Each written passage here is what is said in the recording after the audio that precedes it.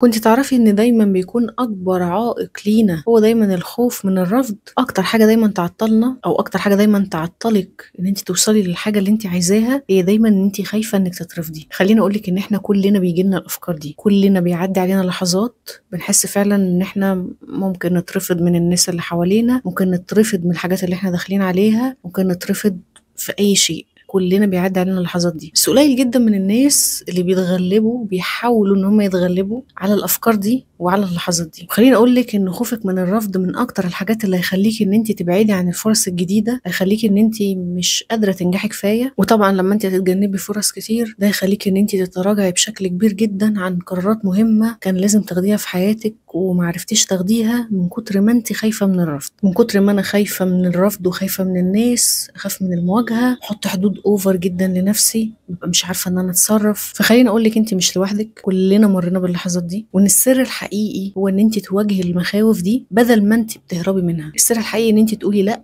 وان انت تحاولي انك تقولي ان انا ازاي هعرف اتعلم، ازاي اواجه. السر الحقيقي ان انت تكتشفي ان انت فعلا عندك قوه كبيره جواكي لو انت عرفتي تتعلميها. لو انت عرفتي ان انت تستغليها صح هتعرفي فعلا تكوني واثقه من نفسك كفايه، وهتعرفي كمان ان انت تبقي قادره انك تاخدي قرارات بشكل سهل من غير توتر، من غير خوف من الرفض. فلو انت حاسه ان انت عايزه انك تتغلبي على خوفك من الرفض، ابداي دلوقتي واشتركي في كورس الثقه بالنفس وتوكيد الذات والاستحقاق. هتلاقي كل التفاصيل بتاعته موجوده في الديسكريبشن تحت او موجوده في البايو.